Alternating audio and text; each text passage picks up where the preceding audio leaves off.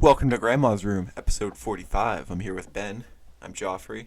And Cheerwine. And Cheerwine. Today we are talking about the New York nuke and SpaceX as a whole. SpaceX. SpaceX. Daddy. You want to go first today, honey boy? Sure. Hoss. So, one night... Nice. Yes, thank you. One night in October of 1944, Hans Zisner was flying along the Baltic coast in a Heinkel 111 to take it out to be modified on the other side of Germany. And he had to fly on the coast because that was the only side that wasn't getting ravaged by the Allies. You look ravishing. Oh. Oh, God. Okay. So as he flew, he looked down at his map, and as he figured he was somewhere around Lubeck and Mecklenburg, when out of nowhere, a light from outside the cockpit was all he could see. And once the light faded away, he saw a cloud rising into the sky off to his right. That hurt me. Once the oh yeah, I have headphones on. Once the mushroom grew, he was hit by a massive shockwave and lost his grip on the stick, like the control stick, to fly the plane. And he momentarily started to go down, but he came out of it. And after he regained control, he started to fly towards the mushroom cloud to investigate what could have made that big of an explosion. And as he got closer, the plane's electronics started to fail, and it said that his radio just completely stopped working. And he wrote on the way back to where he was going, he wrote that the cloud had a blue tint and was extremely wide and was characterized by having lots of small explosions within the mushroom cloud. And but his writings were taken away from him after he landed, and he was told not to speak of what he saw. And the next time he saw his journal was in a U.S. interrogation room, just weeks after the war ended. Turning the page. In 1944, at a place in Maine called Owl's Head, two people were walking and they saw a plane come from one place called Vinalhaven Island. And the plane was going towards the town that they lived at. And the couple didn't think anything of it at first, since it said that mariners, which I guess is a type of plane that we had during the war, they would fly overhead all the time trying to sink Japanese submarines, or not Japanese, German submarines. And one thing that caught their eye though was that the plane had 6 engines, which is that's a lot. I'm not even sure if the B-29s that we used on Hiroshima had 6 engines. Did they have only 4? I have no idea. Okay. Well, anyway, but that was a lot compared to the Mariner's only 2 engines, and it had a much darker color than any of the U.S. planes around as well.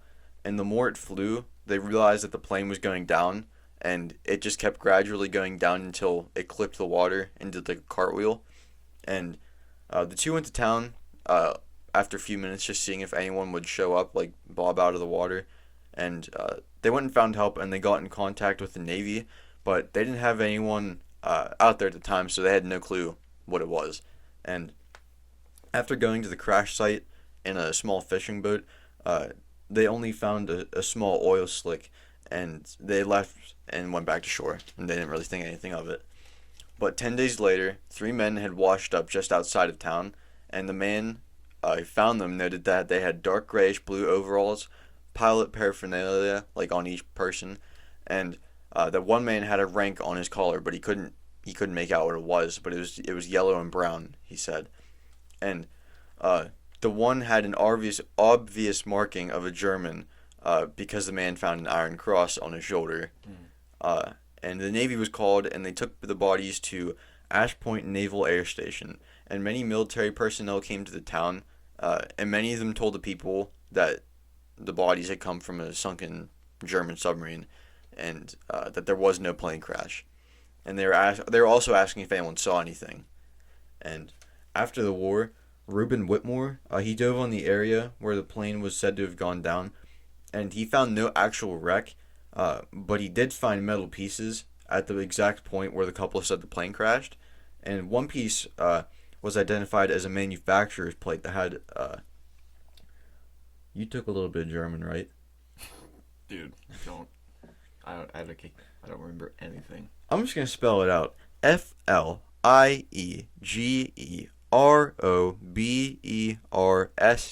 Can you Omando. see it? If you're just asking if I could sound it out, where's it at? The very bottom. It's a very long word. Fliegeroberstel. Well, has commando in it too. Amanda. Is it all one word? Yes, that's all one word.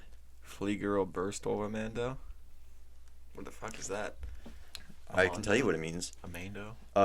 It had a serial number and that, and it said or it translates to someone who is ranked as a colonel. Like literal words, someone who is ranked as a colonel? That's what the video I watched pretty much said. It wasn't exactly, but Wait, I'm just and trying that was not a to- manufacturer's plate? Mhm. For the plane? well, they don't know if it's for the plane or not, but it's pretty much suspected. So it was like a colonel's plane? Mhm. And at the time, like there had been no plane to reach cross the Atlantic and back without going down because of fuel. I wonder if that was like a prototype or something. Well, Something. the answer for what the people saw comes from a German mission dating back to pre-World War II called the America Bomber with a K instead of a C. America. Hitler wanted a bomber that could reach New York City and back so that if we tried to interfere with his world takeover, he could strike on our soil. And until 1941, the Luftwaffe had put the idea on the back burner. But once we entered the war, that was like their top priority. And after many ideas were considered, the Ju 390 was made. And due to a lack of resources, we only thought that like whenever we found the base that had this bomber, there was only one and it was like dismantled. And so we only thought that one had ever been made because they were struggling for like pretty much Resources and everything at the end of the war. Yeah. But in reality, there were 7 of them that were made, and some of them went as far as Tokyo and New York City, even taking pictures of this like New York City skyline. Wait, it made it to New York? It made it within 12 miles of New York. How didn't we see that? Is that because we had radar, even though it was in its infancy, kind of, but like. I don't know if it would go up. I don't know how far radar back then would read to. So they were 12 miles off the coast? Another story, this is crazier. Another story suggests that one left Norway and made it as far as Ohio. Really? Yeah, And nobody noticed, like, hey, that's not one of ours. no one said anything. And this one also has pictures. As they were leaving, they took pictures of Long Island. And it was proven that they had those pictures. I think so. Damn. And after many American bombings on German cities, Hitler became obsessed with bombing the U.S., which explains Zinser's experience. Hitler seemed obsessed with a lot of things. Yeah. You can say that again, good buddy. And there's another witness to Zinser's story. So it's not just he's like one crazy German that saw it. Luigi Romero, he was from Italy. Like Benito Mussolini picked him personally and sent him to Germany. And this is October of 1944, so the war's just about over. Like less than a year left. And he was in Germany. He was taken to this island off the Baltic coast, where he saw the explosion that Zinser saw. And when he asked what it was, he was told that it was a fission bomb. Wait, so Nazis made a fission bomb? Yeah. That's pretty much a nuke, right? Yeah. And, like, I've heard the story before that they had bombs, but they only had enough, like, stuff to make one. So it would have been, like, a one-and-done deal if they did try any Shane hooligans. Wait, so they did make a bomb? Pretty much, yeah. How did I never hear about that? Have you heard of the German, it's a something water plant? Heavy water? Heavy water. Yeah. There was a massive heavy water plant in Germany, Mm. and it was like super. I can't remember what the whole story was, but it was super hard to get to because it was like up in the mountains somewhere. Didn't some commandos attack it or something? Mhm. Something? Something. That's fucking awesome. Not awesome that they had it, but like, Yeah. that we destroyed it. Took them out. Taken. Dude, I heard about this, um, like, project that America did after World War II. It's pretty heinous. It was called Project Sunshine. I'm guessing it And- wasn't Sunshine. No. I was gonna, like, do it as a topic, but, like, a podcast I listened to just did it. I don't want to be, like, a little copycat boy. Yeah. You know, with copyright and all. Yeah. But Project Sunshine, it was like this program that they would like the government would acquire, I don't know exactly how, like dead bodies, like a bunch of them being like kids and babies, to test nuclear, like, I don't know if it was like radiation, like the effects of radiation on, That's really fucked. but I'm pretty sure people would like dig up like dead bodies and like deliver them to the government and everything. Shit. Yeah. It's a little So it was like, don't ask, don't tell. pretty much. I was at work when I was listening to it, so I was like kind of in and out because I was, working. Yeah. But like it sounded pretty fucking crazy. Yeah. Yeah. Do you think they had sex with it? Okay, no, those are kids. I'm not gonna make that joke. It was just nuclear testing. Yeah. Have you seen the videos of the old like where they would drop the bomb and then they'd have troops just like walk towards it? What? Yeah, just to like see their. I'm pretty sure now they're having like effects. Like Oh, yeah. Well, no, I mean not now, like a couple decades ago. Like the soldiers were like all fucking like destroyed and everything, and like they were having trouble getting the government to help them. I watched something about Bikini Atoll, and it was this. I didn't know. Did you know Australians were at Bikini Atoll? I don't know much about it. I forget. I remember you did that as a topic. Well, I'm talking about like when they dropped like the test bombs there. Did you know that Australians were there? When they dropped it? Yeah, like they're with like the U.S. Navy. Oh, well, yeah, we were allies then. Yeah, I I mean, would just. I think we still are allies. But Yeah, I never really thought of them as like I imagined them in World War II, but I don't know. That just never really struck me as something they're a part of. But I anyway, think they were one of our big allies in World War II. well, they were part of England, right? Or were they? They were their own country by then. Pretty sure they were their own country. Okay, well, I'm getting off topic. Anyway, so, it was a bunch of these veterans describing what they saw. Like, 'cause they had all of the soldiers, or the sailors, just sit on the deck of the ship. Like, And on the watch back it. of the ship, just watching the thing. Wouldn't that blind them? Well, they told to, like, cover their eyes, but they're all there, like, just waiting for it to happen. And they said that they could see their bones, every one of their Oh. bones like this, Like and they had their X-rays. arms like this. Mm. They could see the explosion, even though they had their like eyes covered. Christ. That would be Sounds- fucking like that would be crazy. Sounds really cool, but also really bad. Yes. I'd say if I had to die, I don't even know where I'm going with that. Yeah. I'd like to see a nuke, but if I saw the nuke, that means I'm probably gonna get really sick. Maybe I'll just drop in with a nuke, like I like Call of Duty Warzone. or Doctor Strangelove. I know you've seen the video where the guy he's riding they drop a bomb and the guy's riding it like a cowboy. Yeah. Who's Doctor Strangelove? It's a movie, and the guy who made it, he's like a bunch of different characters in it, but It's like an Austin Powers thing type thing. sorta, and but I think he's the doctor. Oh no shit, he's the doctor. But they bring in like this old Nazi, like you know how we brought Nazis over to help us, right? Project Paperclip. Yeah. They have this old Nazi, and he's like in a wheelchair, and like half the time he's like Hail Hitler, and it's weird, but it was a funny movie. Oh, I think it was supposed to be kind of funny, but I liked it. Yeah, I think you like it.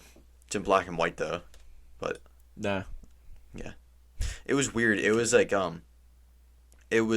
about the Cold War, and I can't remember all what it was, but something about a plane flying to Russia and dropping a bomb.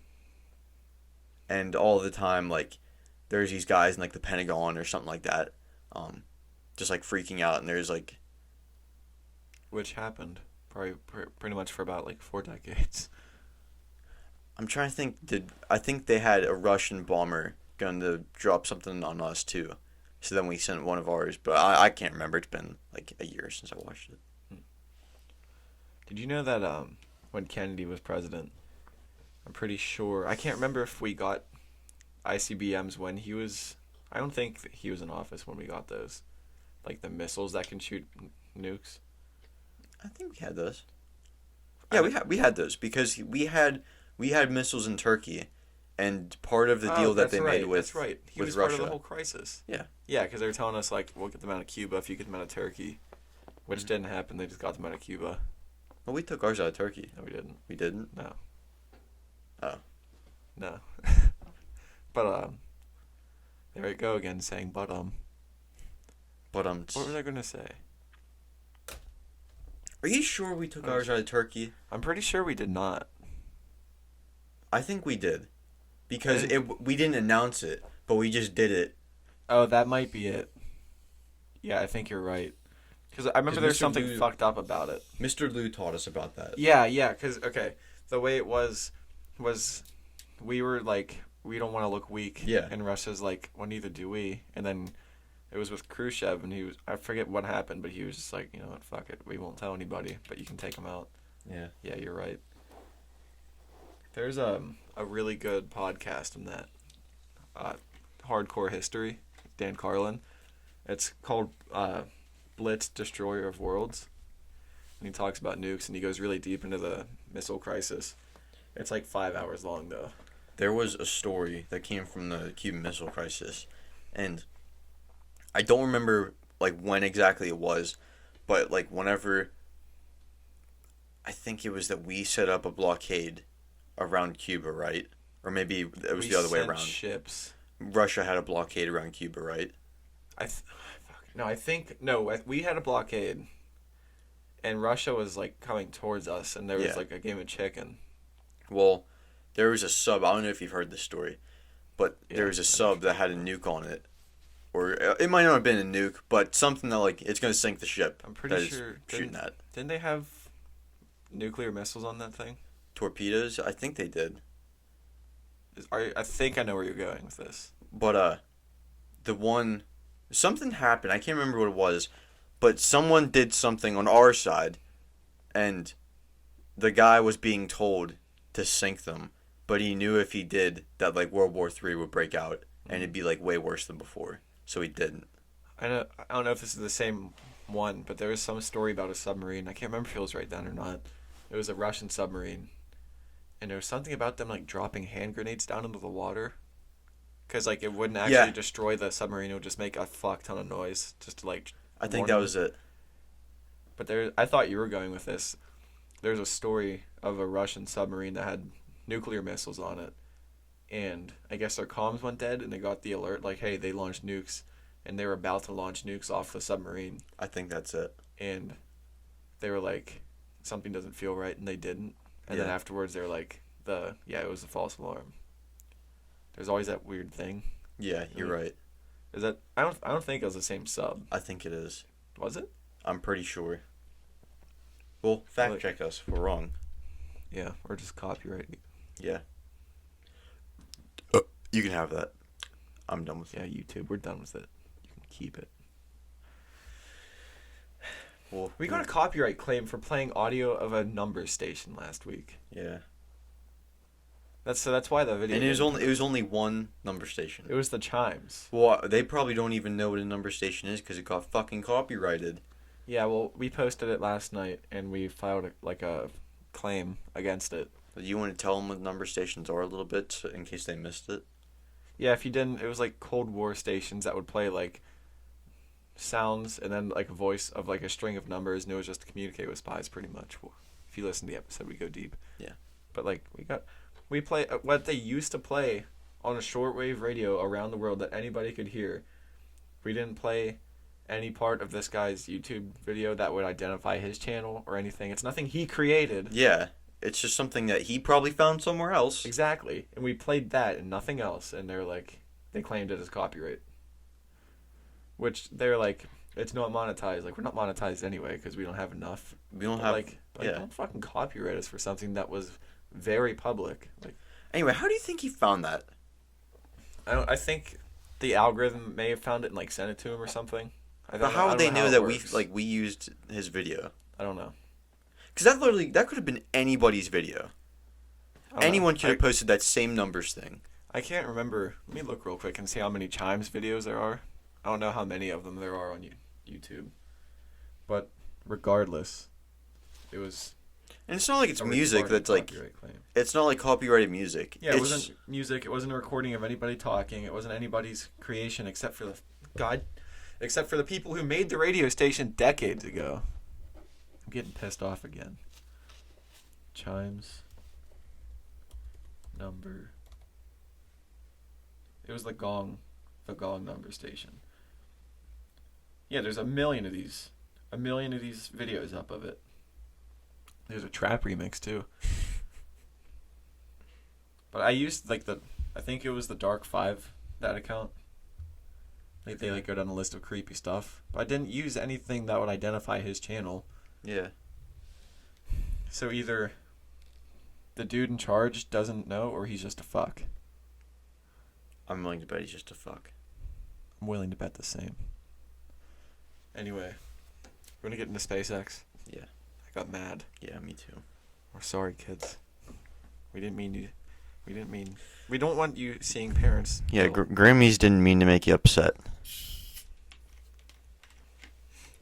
SpaceX missions.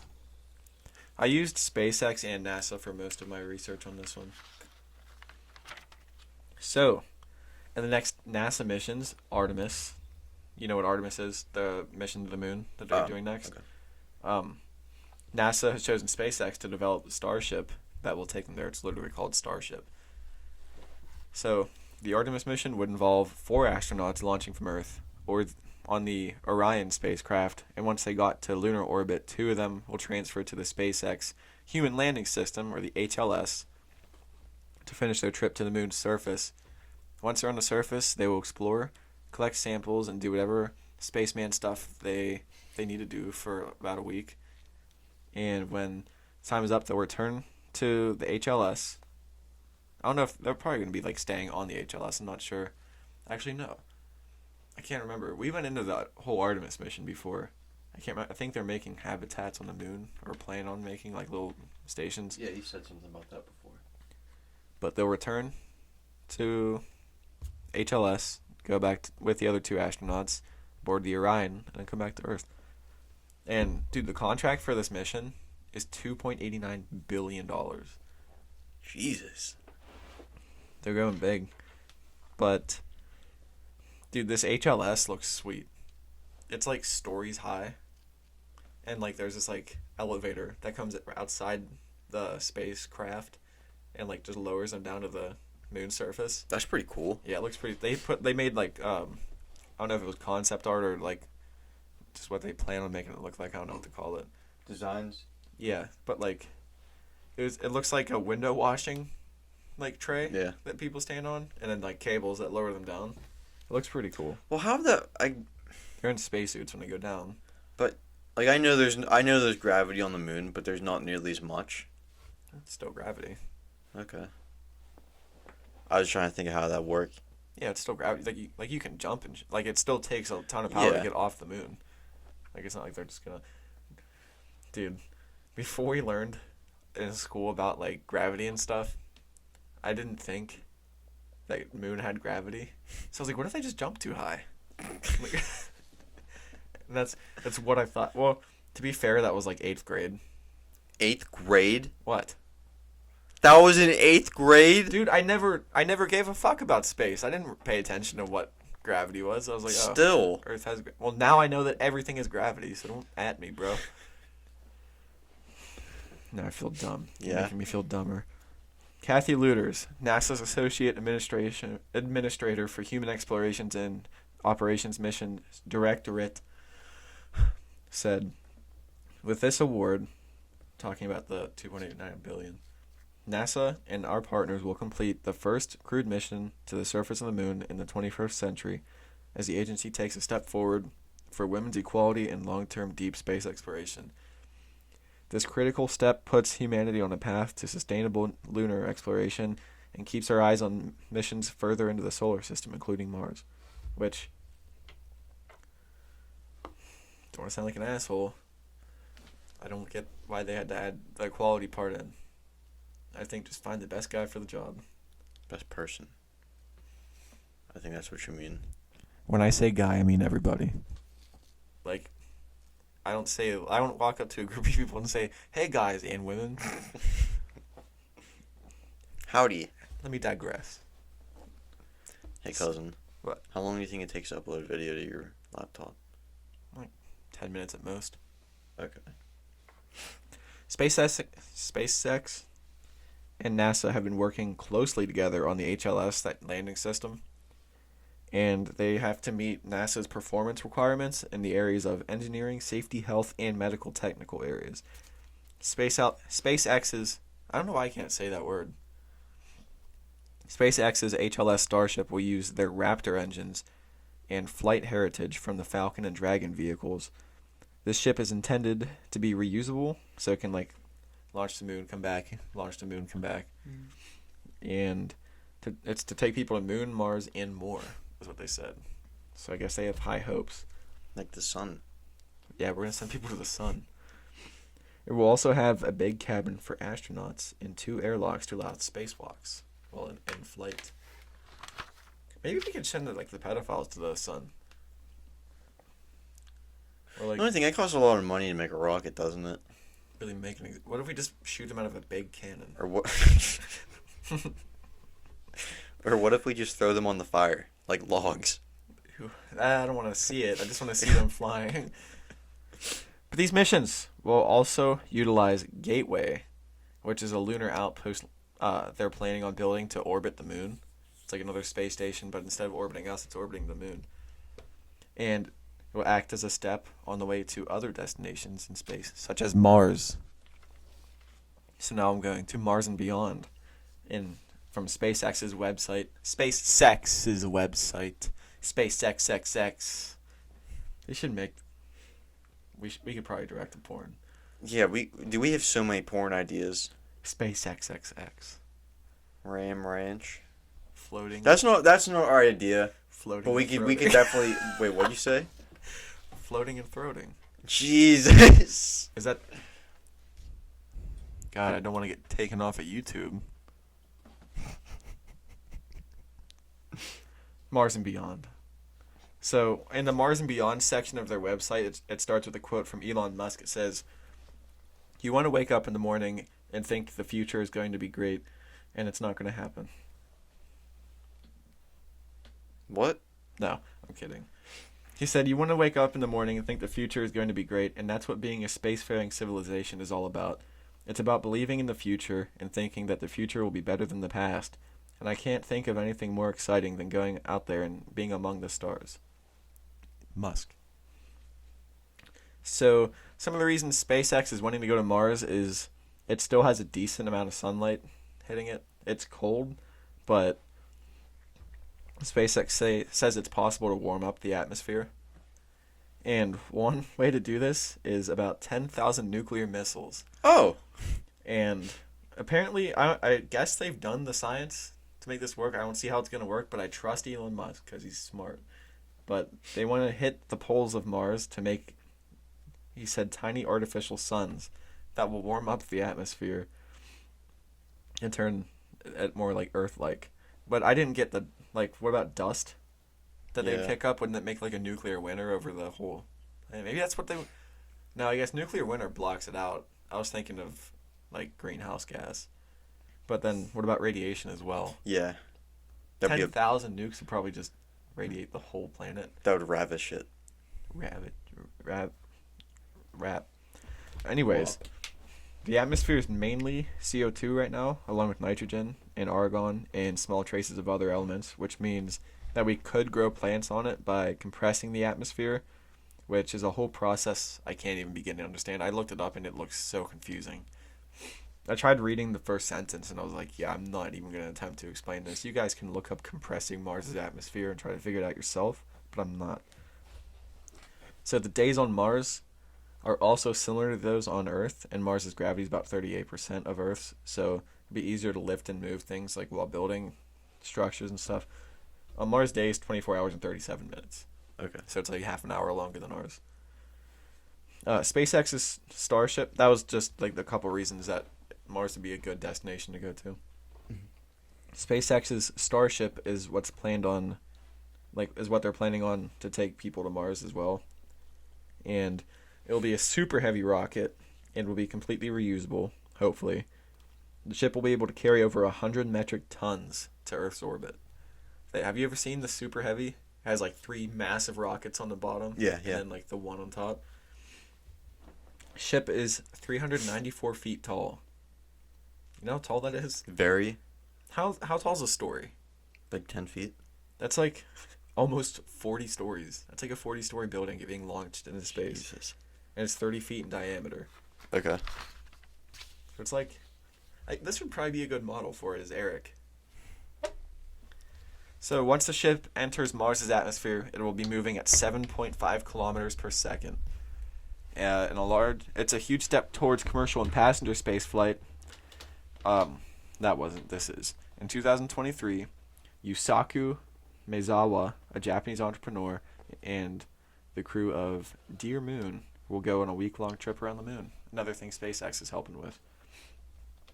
When I was researching this, it says right now they're taking applications and will choose 8 people to be passengers on the trip. But then I went to their website and they said the applications are now closed. I was going to apply.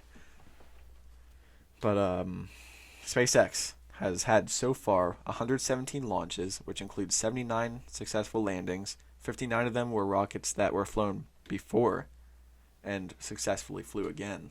What are you doing? I gotta go, dude. You gotta go? Yeah. You wanna end this early and I'll just pick up right now? Well, you can finish your topic if you want. I don't want to go alone. You sure? I'm not trying to be a dick, dude. I'm freaking sorry. Wow, I see, dude. I get it. I'll mark it right here. We'll continue SpaceX on the next episode. Next week, I'll just get into the SpaceX timeline and what they're doing in Tejas. All right, grandchildren, follow us. Grandma's Room Podcast, Instagram. Grandma's Room Podcast, YouTube, if we don't get taken down. Grandma's Room Podcast, Rumble. We're on iTunes, Spotify, Stitcher, Google Podcasts.